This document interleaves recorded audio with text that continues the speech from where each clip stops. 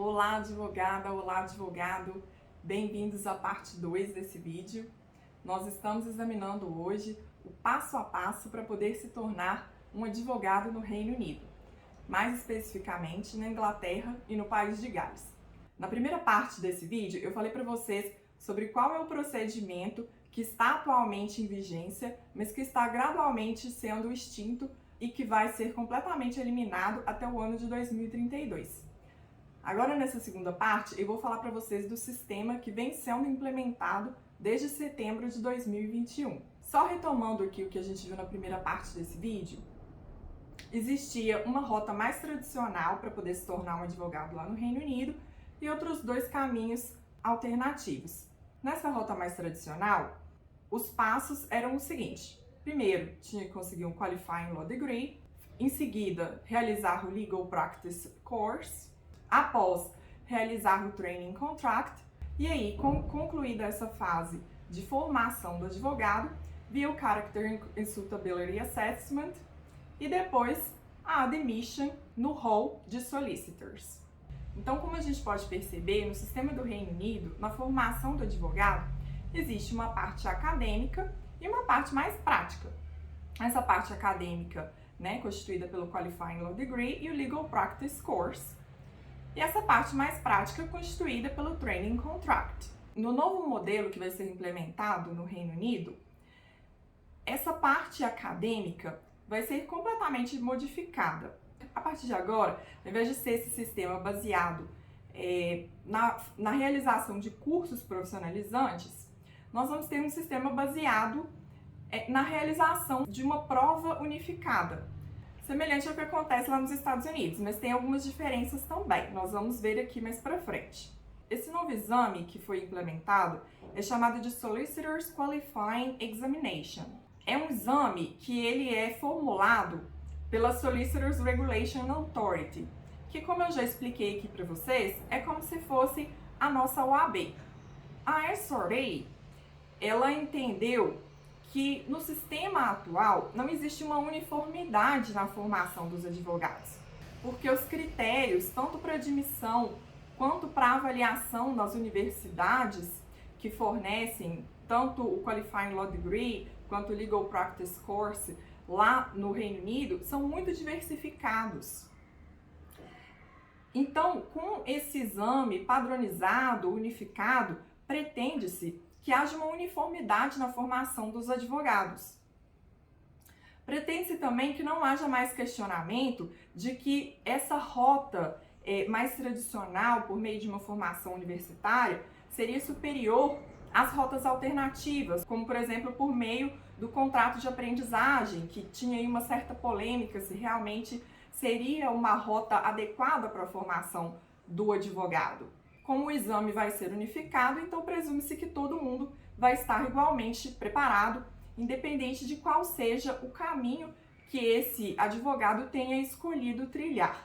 Além disso, o acesso à universidade lá no Reino Unido, ele não é para todo mundo, Porque é bastante caro o acesso à universidade e nem todo mundo consegue ter acesso. Então, por meio disso, pensa-se que vai se tornar mais fácil, mais acessível, mais barato o acesso às carreiras jurídicas. Vale a gente lembrar aqui que no Reino Unido ainda existe uma certa noção de que o meio jurídico seria um meio dominado principalmente ali por pessoas de classe média alta, sobretudo brancas, e sendo que os cargos mais altos são ocupados sobretudo por homens. Então é um meio onde ainda não existe diversidade suficiente, e isso é uma preocupação que existe hoje, de tornar esse acesso mais diversificado. Além disso, pretende-se, por meio desse sistema, corrigir alguns gargalos que são identificados no acesso à carreira jurídica por meio dos Training Contracts.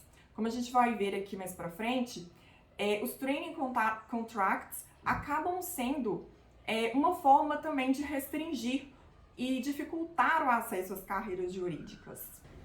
Bom, então vamos ver quais vão ser as mudanças que vão ser implementadas com a implantação desse novo sistema, Solicitors Qualifying Examination, ou SQE. Com relação às rotas alternativas, nós temos o seguinte: o apprenticeship ele vai continuar existindo, só que quem optar por realizar o apprenticeship vai ter que realizar também as provas relativas ao SQE. Já com relação ao Qualified Lawyers Transfer Scheme, que eram aquelas provas que a gente viu que são aplicadas para advogados qualificados em outras jurisdições, esses exames eles foram totalmente substituídos pelo SQE. Para aqueles advogados que já haviam começado a realização de algumas das provas do QLTS, existem alguns arranjos transitórios que foram estabelecidos durante esse período, então eles podem conseguir aí algumas isenções no SQE.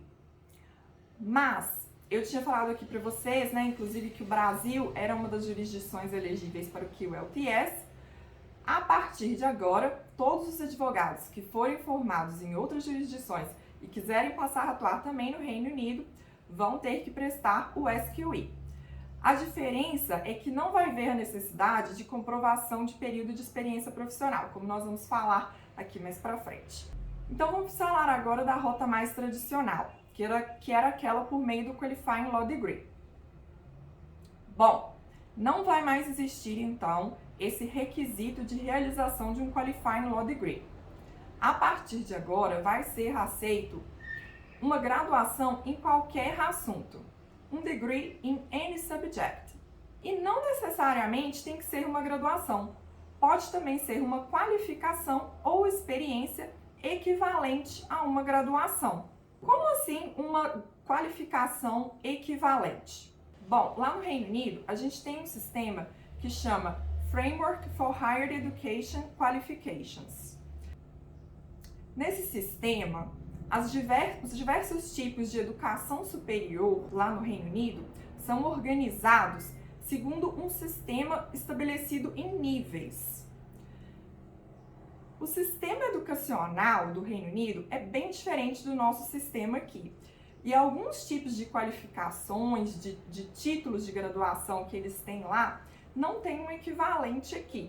Então, eles têm uma tabela específica que estabelece esses níveis de graduação. Então, no caso do advogado, ele vai ter que ter uma graduação, né, o que a gente chamaria de bacharelado aqui, ou alguma outra qualificação que seja correspondente ao nível 6 dentro dessa tabela. Então, a diferença entre esse sistema e o dos Estados Unidos, que nós falamos na semana passada, é que aqui, como nós estamos vendo, é aceita a graduação em qualquer assunto. Lá nos Estados Unidos, normalmente, o aluno pode fazer também a graduação, o bacharelado em qualquer assunto, mas depois ele tem que fazer a Law School também, que seria como se fosse aquela pós-graduação. Aqui no Reino Unido, como nós estamos vendo, não vai mais haver necessidade daquele LPC, né, que seria aquele curso posterior ao curso de Direito. Então, aqui no Reino Unido, simplesmente vai ser suficiente a graduação em qualquer assunto e é só. A SRA dá a possibilidade também de que a formação profissional do indivíduo seja considerada equivalente a essa qualificação de nível 6. Então, é possível que o indivíduo sequer tenha ido para a faculdade, não tenha realizado contrato de aprendizagem, mas que por meio da formação profissional dele, seja considerado que ele adquiriu conhecimento suficiente para considerar que esse indivíduo tem um conhecimento equivalente ao nível de graduação. Como que isso pode acontecer? Bom, lá no Reino Unido existem algumas funções, como por exemplo, a função de paralegal, a função de legal executive, que são funções que podem ser exercidas por pessoas que não têm uma graduação em direito. Então, é possível, por exemplo, que uma pessoa tenha trabalhado durante muito tempo em uma dessas funções, tenha, na prática, adquirido aquele conhecimento jurídico, e aí essa pessoa, ela pode requerer que aquela experiência profissional que ela teve seja reconhecida como uma qualificação de nível 6. Esses pedidos para reconhecimento da experiência profissional, eles são analisados caso a caso. Concluída a graduação em qualquer assunto ou qualificação equivalente, O próximo passo é a realização do SQE.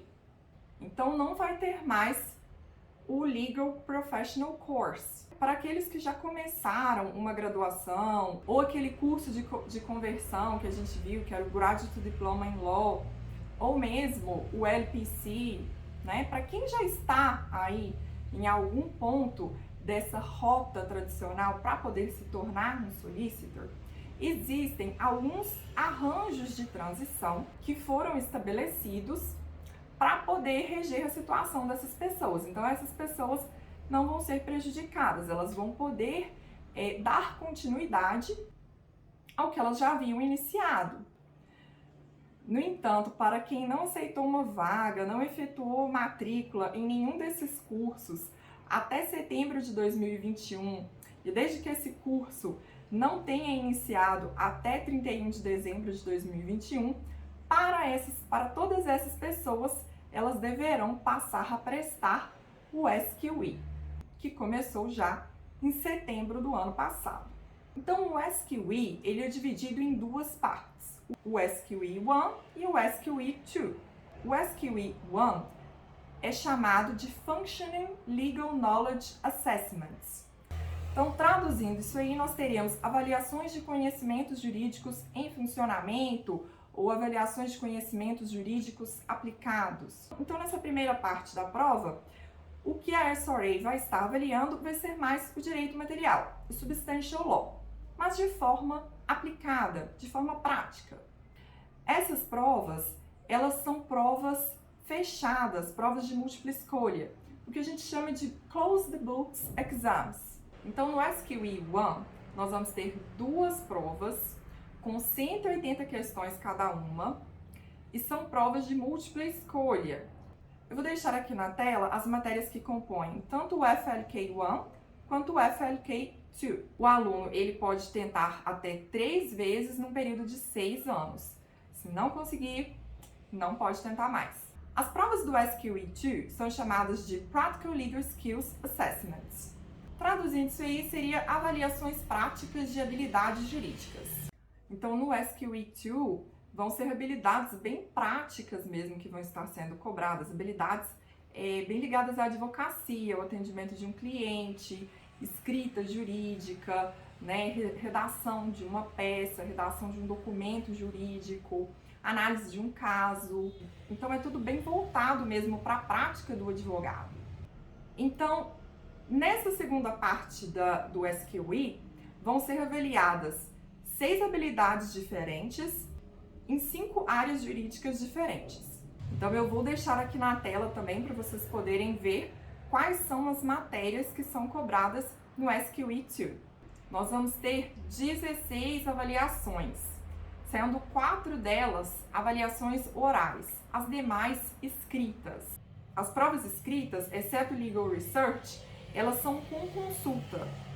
Em inglês a gente fala Open Book Exams. O phrasal verb adequado para a gente falar consultar um material em inglês é o phrasal verb look up.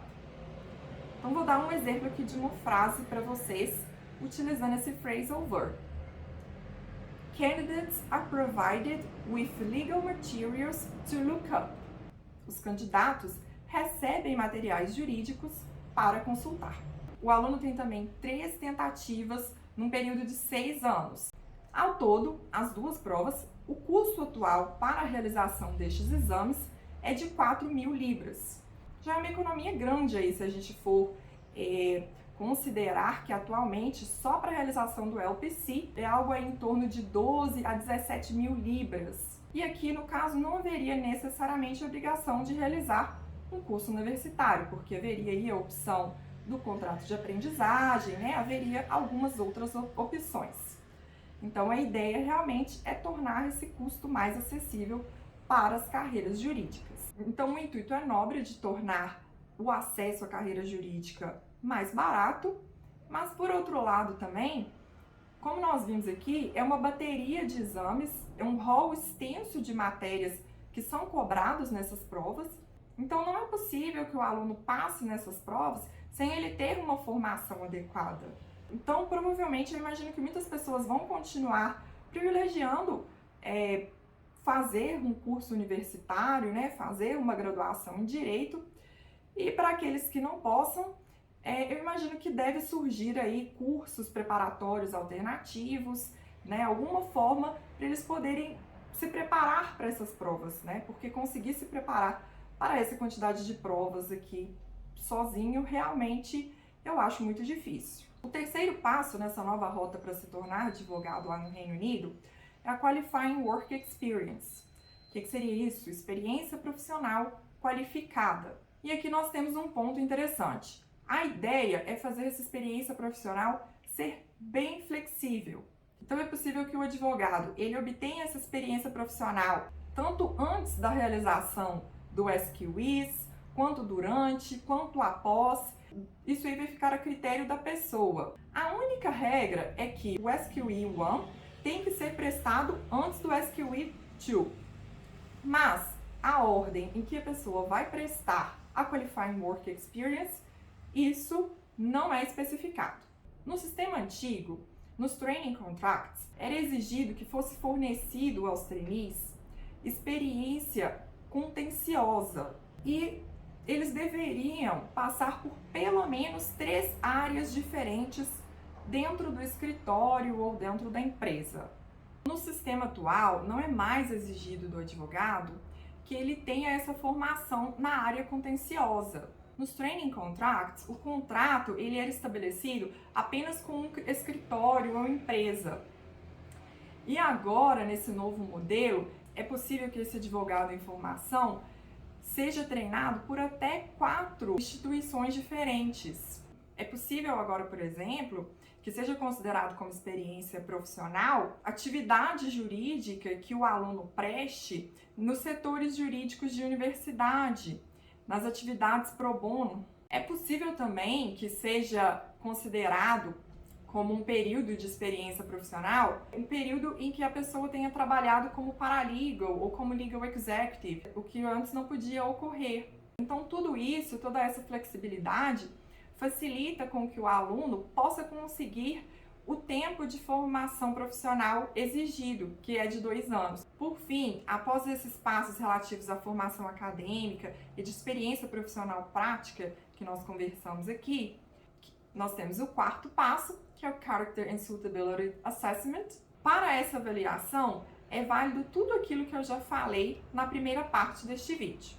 E cumpridos todos esses requisitos, todos esses passos que nós falamos até aqui, por fim, nós temos a admission, a admissão do advogado para o Hall de Solicitors, o Roll of Solicitors do Reino Unido, mais especificamente da Inglaterra e do País de Gales. Então eu espero que vocês tenham gostado de aprender um pouquinho sobre o sistema do Reino Unido para poder se tornar um advogado. Me contem aí nos comentários o que vocês acharam. Eu particularmente acho muito interessante que eles tenham, durante o processo de formação deles, essa previsão de experiência profissional durante 2 anos. Eu acho que aqui no Brasil a formação do advogado ela ainda é muito teórica e muitas vezes o advogado ele chega no mercado de trabalho despreparado de um ponto de vista mais prático. Então eu acho bem interessante lá que eles têm esse período, né, de experiência profissional, supervisionados por um outro profissional mais experiente. Então me contem aí qual é a opinião de vocês sobre isso e o que vocês acharam aqui sobre essa previsão de graduação em qualquer assunto. Vocês acham isso interessante, a pessoa poder graduar em qualquer assunto e depois seguir a carreira como advogado? O que vocês pensam disso? Será que faz falta não ter uma graduação em Direito e depois ter que passar ali por todas aquelas provas, né, que são bastante abrangentes e cobrem diversas disciplinas jurídicas? Bom, pessoal, então era isso para o vídeo de hoje. Não percam o vídeo da semana que vem. Na semana que vem nós vamos ver quais são os termos que nós utilizamos para poder se referir ao advogado em inglês. Vocês provavelmente já conhecem o termo lawyer. Nós falamos aí sobre os termos solicitor, barrister, mas tem aí mais alguns outros termos. Vamos entender o significado de todos esses termos, quando eles devem ser utilizados. E se você quer ser notificado sobre o próximo vídeo, então não deixe de se inscrever. dê o seu like para poder incentivar este canal. E eu te aguardo na semana que vem. See you! Bye, bye!